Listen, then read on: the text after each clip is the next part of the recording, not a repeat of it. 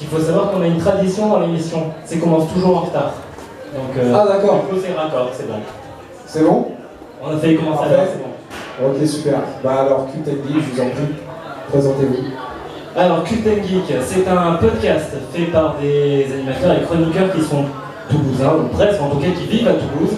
Ça fait depuis janvier 2017 qu'on a commencé cette émission, donc ce podcast, Cult & Geek, qui est diffusé uniquement sur Internet. On n'a pas encore passé le cap de la FM, d'ailleurs c'est pas forcément notre but, puisque, comme son nom l'indique, justement, on veut rester dans la culture geek, la culture Internet. Et donc du coup, pour vous présenter un petit peu l'équipe, on a Jean-Loup, qu'on appelle pourtant G-Wolf, parce que c'est plus rapide, dans l'émission qui est chargé, lui, de ce qu'on appelle la chronique Actuelle.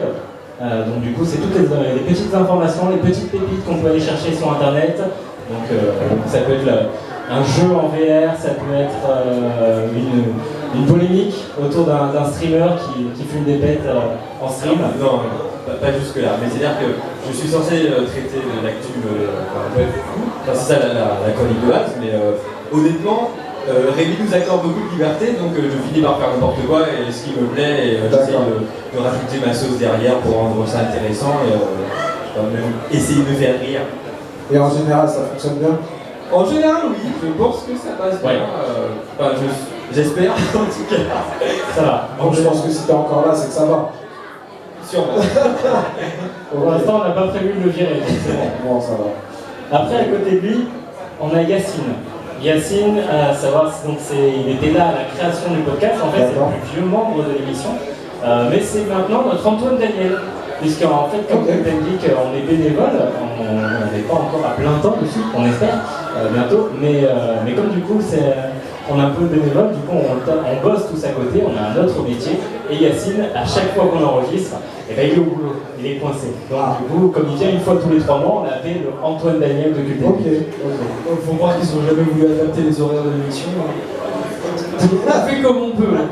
Et du coup, quel est ton rôle exactement à toi? Alors, c'est ça un peu le côté compliqué. C'est que mon rôle n'a jamais été réellement défini dans l'émission. D'accord. La chronique même s'appelle le moment Yacine. Ça fait très égocentrique. Voilà, donc le moment Yacine, c'est vraiment quand t'es là, quoi. C'est ça. Okay. Le moment Yacine, c'est mon moment. Ça va tourner vraiment autour de tout ce que je trouve intéressant sur le moment, sur la semaine, sur ce qui s'est passé dans l'actualité. Et je ne vais pas chercher forcément à m'approprier quelque chose de spécifique. Je vais partir, ça va être des jeux indépendants que je vais passer dans la semaine, ça peut être un coup de cœur que j'ai eu sur un youtubeur, sur une chaîne, sur une musique, ou récemment, depuis un certain moment en tout cas, ça va être vraiment des news high-tech, des news sur la technologie, des choses qui sont en rapport avec les sorties, consoles, PC, etc. Donc là on est sur du gaming, on est un peu sur du what the fuck. Vous avez quelqu'un qui gère un peu tout ce qui est pop culture, Japon? Alors, exactement, malheureusement elle n'a pas pu être là, puisque comme j'ai dit, donc, on travaille tous à côté, elle est coincée au travail, elle aurait voulu être là, mais malheureusement elle n'a pas pu, donc c'est Renata, on a préparé un petit extrait d'ailleurs, vous la verrez. D'accord. On va un petit peu en parler avant. Donc Renata qui gère l'instant nippon. L'instant nippon qui en fait présente soit la tradition japonaise, soit la culture japonaise, qui fait une espèce d'introduction à comprendre et connaître cette culture qui est à l'autre bout du monde pour nous. Mais ça peut être aussi par exemple parler du dernier animé qui est sorti, qui apparemment cartonne là-bas, mais pas encore en France, etc. Je dirais que d'une certaine manière, elle a essayé de vulgariser le Japon, littéralement. C'est-à-dire qu'à chaque émission, elle va préparer quelque chose des classiques qu'elle fait, ça va être des quiz japonais sur des mots qu'elle va nous donner. On va essayer de trouver la traduction, par exemple, ou simplement présenter des facettes de la culture japonaise qu'on ne connaît pas forcément en France ou dans d'autres pays. Et elle va vraiment populariser la culture en soi, la culture japonaise. Et du coup, comment vous êtes venu l'idée de créer cette radio, tout simplement? Alors, à la base, Cult & Geek, ça ne devait pas durer plus de 6 mois. Parce que c'était un projet étudiant, donc c'est-à-dire que j'étais en formation, puisqu'animateur radio c'est mon vrai métier. Donc moi je suivais une formation et donc Cult & Geek c'était mon projet pour avoir mon diplôme. Donc j'ai créé l'émission, j'ai créé le concept. Yacine à la base faisait pas du tout de la high-tech, en fait il faisait des flash infos dans un monde post-apocalyptique, enfin c'était... La première rubrique, voilà, c'est complètement différent, on était parti sur un délire de jeu de rôle live sur un univers post-apo et ça a très vite dévié sur des sujets divers. On était un petit peu en dehors de l'actualité, on essayait vraiment d'installer une ambiance dans le podcast plus qu'autre chose. Et au final, en fait, à la fin des 6 mois, il y a eu pas mal d'évolutions au milieu. Et on a vu les chiffres d'audience, on s'est dit, mais en fait, il y a des gens qui aiment bien. Et si on continuait? Et donc du coup, on a gardé ça. Et notre but maintenant, c'est de faire en sorte que Cult & Geek intéresse des gens. Et que voilà, on est des retours, voilà, c'est ça. Du moins de manière départementale ou régionale, c'est ça? Au niveau même national, voire international, puisque depuis peu maintenant on fait des interviews via Discord. Donc, comme on est en studio, on est filmé, la personne qui peut être à l'autre bout du monde via Discord en fait. Et donc du coup, on se met pas de limite. Notre seule limite, c'est Internet. Ok. Et du coup, moi ce que je souhaiterais savoir, c'est en termes d'audience, où vous en êtes exactement? En termes d'audience, par mois, on est à 100 000 écoutes. Oh, bien. Ouais. Même nous, on était choqués quand on a pris la nouvelle. Tout confondu. Hein. Toutes plateformes confondues, on a 9 diffuseurs, il faut le savoir. Et parmi ces 9 diffuseurs, si on fait le cumul de tout, par mois, c'est 100 000 écoutes. Et toi, du coup, c'est quoi ton rôle exactement? Mon rôle, alors je chapeaute un petit peu tout, du coup, je gère l'équipe, je donne le sujet. Dans l'émission, on a une rubrique qui s'appelle la polémique de l'équipe. Cette rubrique-là, c'est le sujet débat, c'est la polémique, c'est le débat, c'est le gros sujet de l'émission. Ou alors, quand on a un invité, ça passe en interview. C'est-à-dire qu'il n'y a pas de polémique, on va se concentrer sur l'invité, il y a 10 à 20 minutes qui lui sont réservées et on va le questionner comme tu fais maintenant. Voilà. C'est votre tour aujourd'hui. Exactement, donc on n'a pas l'habitude de se retrouver dans ce rôle-là. D'habitude, on est à ta place, tu vois. Ah, mais je suis là. On peut faire un échange. Moi, non, ça va. Donc voilà, mon rôle à moi, c'est de chapeauter un petit peu tout, gérer les invités, donc je vais les trouver, je les contacte, je fais en sorte qu'ils viennent. Je gère aussi, des fois on fait des émissions en dehors de notre studio, donc ça peut être dans une salle, on tourne beaucoup autour de Toulouse, mais on fait aussi par exemple des ouvertures. Il y a un événement grandeur nature, Roleplay Harry Potter, qui se passe dans le Lot-et-Garonne tous les ans. Et ça fait 2 ans qu'on fait l'ouverture et donc mon rôle c'est de tout chapeauter. Je pense Dis-moi. Je pense vraiment en parlant de la polémique de l'équipe et des invités, ce qu'on a voulu créer aussi dans l'émission, ça a été quelque chose de très convivial. C'est-à-dire que quand on va enregistrer les émissions, on n'aura pas de pression, on n'aura pas forcément de script, même s'il y a une trame principale qu'on va essayer de suivre. On a toujours aimé cette liberté un peu de pouvoir improviser sur le moment, sachant que les émissions sont censées faire 1 heure, parce qu'on en passe très souvent. Et l'autre gros avantage, c'est ça qu'on aime bien, c'est que dès qu'on a quelqu'un qui va venir dans l'émission, ce ne sera pas seulement juste une simple interview de la personne et puis on va lui dire au revoir, c'est vraiment participer de A à Z et de faire vraiment vivre l'émission comme nous on la vit chaque jour. Ok, et quelles sont vos perspectives d'évolution? C'est-à-dire qu'aujourd'hui vous êtes à un stade, ok, comment vous voyez l'évolution de la radio en fait? Alors, c'est quand même très compliqué en fait, il y a eu plusieurs méthodes, même moi qui gère le truc, donc du coup pour compléter un petit peu, donc je suis à l'animation, je suis aussi à la réalisation, donc pendant l'émission c'est moi qui ouvre les micros, qui envoie les jingles, et je suis à la post-prod après, donc toute la diffusion, le montage, etc. Pour tout ce qui est gestion un petit peu partenariat commercial et évolution du truc, j'aimerais vraiment arriver à employer Yacine, à employer G-Wolf, Renata et Maëlys, qui ne sont pas là ce soir, mais j'aimerais vraiment arriver à les employer, à les mettre à plein temps vraiment sur Cult & Geek et à faire vivre le truc. Pour l'instant, la seule solution qui semble viable et qui est réaliste, c'est pas de faire un appel à nos auditeurs pour qu'ils nous soutiennent, pour qu'ils nous Ulule ou autre, c'est d'inviter des gens, de nous faire connaître, et une fois qu'on sera connu, et qu'on aura quand même une bonne place dans le milieu du podcast, on pourra aller voir des entreprises dont on a envie de travailler avec, et leur dire voilà, nous on propose, on affiche votre nom sur nos miniatures, on affiche votre nom sur nos trucs, et en échange, vous nous rémunérez. Et après, une fois que le business plan il est pris, je te fais la démonstration tout de suite si tu veux. J'ai un diapo, d'accord. Donc voilà, c'est d'abord des fonds pour le matériel, prévoir des émissions, des invités, les faire venir. Donc par exemple Marcus de Game One, le faire venir à Toulouse, c'est quand même génial, mais il faut lui payer le train, il faut lui payer l'hôtel, enfin, il y a plein de trucs à prendre en compte. Et mettre de côté, c'est important aussi parce que comme ça, on pourrait peut-être ouvrir, et ça je te parle peut-être dans 10, dans 20 ans, dans 30 ans, une boîte de production audiovisuelle pour la culture geek. Ok, c'est une bonne chose. Du coup, tu avais quelque chose à nous montrer? Oui, effectivement, du coup, parce que là on en parle, mais c'est vrai que l'émission, pour comprendre ce que c'est mieux de la voir ou de la vivre. Moi, j'ai préparé un espèce de petit best-of. Ok. J'ai fait ce que j'ai pu, je suis désolé pour le montage vidéo, je suis une merde montage vidéo, je préfère l'audio. Donc voilà, on peut diffuser l'extrait. Alors, diffusion de quelques extraits, c'est ça? De la radio. Un petit best-of. Vas-y. Vous venez vous détendre? Installez-vous et profitez avec Culten Geek. Et bonjour à toutes et à tous, bienvenue dans cette nouvelle émission de Culten Geek, l'émission 16 de la saison 4. Aujourd'hui en studio, vous retrouvez pour vous accompagner, elle a un rire unique et elle est experte dans le fait de se faire automarrer, c'est bien sûr Maëlys. Bonjour Maëlys. Bah là par exemple, elle est mort de rire. Elle est morte de rire. Voilà.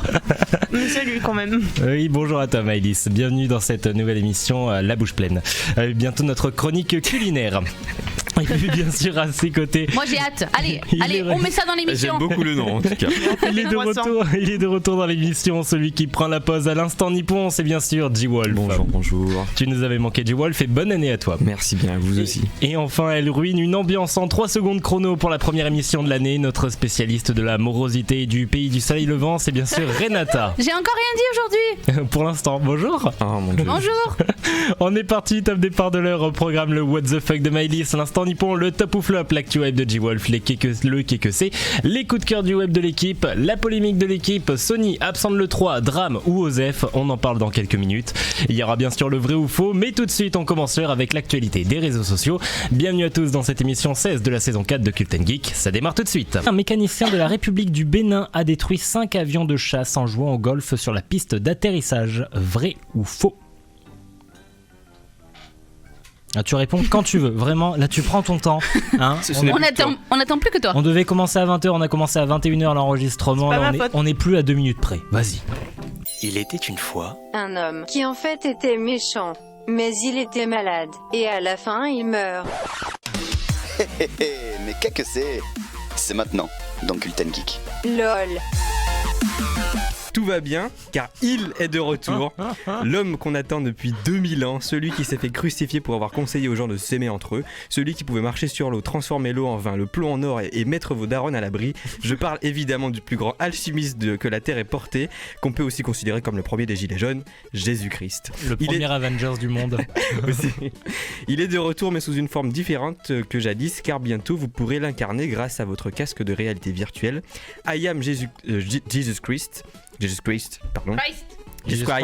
am Jesus Christ est le nom du jeu vidéo qui sortira sur Steam, où l'on pourra donc aider notre prochain, prêcher la bonne parole, faire apparaître de la nourriture pour ceux qui n'en ont pas, absoudre les péchés des égarés et pardonner à tous ceux qui nous ont offensés. N'est-ce pas formidable? Par contre, n'espère pas une solution pour les problèmes des retraites. Je crois qu'il n'est pas capable de rajouter des zéros sur votre compte en banque. Je pense pas non plus. Je pense qu'il risque d'avoir des soucis là avec la religion et tout. Enfin, les gens qui sont un peu Oh, j'ai hâte de voir leur réaction. Oh, j'ai tellement hâte. On enchaîne avec la première... Tu nous tiens au courant? Il n'y a pas de souci. Je veux voir une croisade. Il n'y a pas de souci. Tu ne parleras pas. Non, je ne parlerai pas. Ensuite, une petite annonce. Riche célibataire japonais recherche femme pour aller dans l'espace. Je suis là. Voilà le plus important est dit. Information sérieuse. Des usines à légumes en ville pour remplacer les productions agricoles. Quoi? Des salades sous lumière artificielle, mais qui présenteraient plus de vertus et seraient meilleures pour la santé.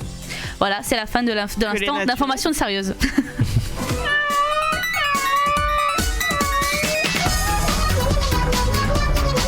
C'est vraiment, mais vraiment what the fuck.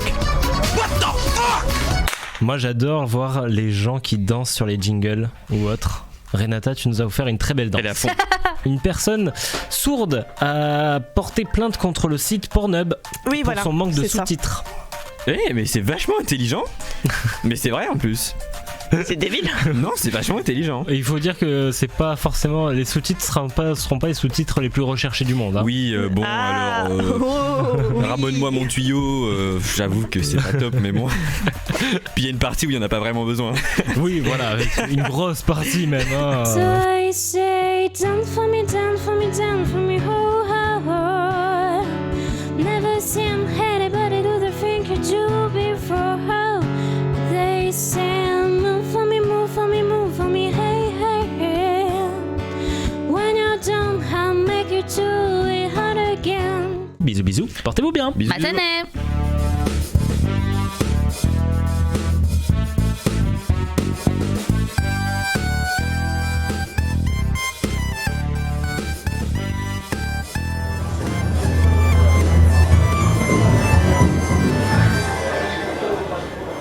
Ça mange beaucoup chez vous.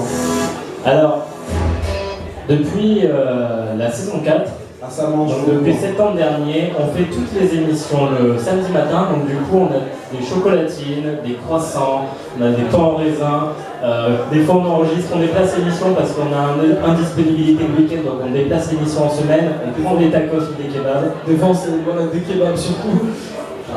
Et quand on est à l'extérieur, donc une émission Toulouse Sport Concept par exemple, il y a toujours quelqu'un qui prend le croque-monsieur ou alors les tapas. Donc, Et vous faites ça où exactement? Vous avez des studios à vous ou c'est des studios que vous louez? C'est des studios qu'on nous prête, très généreusement. C'est-à-dire, on est juste allé demander, on peut utiliser votre matos, et ils nous ont dit ok. Ok, bon, c'est parfait. Voilà. Parfait, parfait. Autre chose à dire, peut-être les réseaux? Les réseaux, oui, bien sûr. Alors, c'est simple, on est partout. Donc voilà, il y a aussi quand on fait les. C'était la TubeCon. La TubeCon, quand il y a des événements, quand il y a des événements, par exemple la TubeCon, le TGS ou autre. Ah, c'était rasé là, hein? Oh oui, c'était clean, c'était la reprise de l'ultime. Ah, voilà. Exactement, justement. Donc voilà, quand il y a des événements comme ça autour de Toulouse, on essaie toujours d'y être en passe presse ou autre pour faire un espèce de petit reportage avec nos moyens. On a la caméra, on a un micro, on a un câble, donc ça nous suffit à filmer, enregistrer. Et on essaie de faire vraiment un truc pour les gens qui n'ont peut-être pas pu venir. Et on essaie de faire vivre le truc en dehors de l'émission. Et pour tout ce qui est réseau, alors on est partout. Vous tapez Culten Geek sur Google, il nous trouve. Il y a Facebook, Twitter, Instagram, YouTube, Twitch. On a un YouTube depuis peu, donc on est partout. Ok, parfait. Bah écoutez, c'était Culten Geek, s'il vous plaît. Applaudissements pour Culten Geek. Donc n'hésitez pas aussi à partir les voir. Je pense que c'est intéressant. Voilà, web radio, c'est ça, c'est web, c'est un peu de web radio, c'est ça? C'est une web émission. Ouais, une web émission. Voilà, podcast. Donc je pense que vous êtes à la recherche de certaines personnalités. Bien sûr. Voilà, donc toutes les personnes qui peuvent nous apporter des contacts ou autres pour faire progresser l'émission, pour toujours aller plus loin, plus que des émissions en studio ou autre, on est prenant. Donc parfait. Les projets, allez-y proposer et on est chaud. Voilà, surtout la bonne ambiance. Ok, alors n'hésitez pas à faire un petit tour sur Culten Geek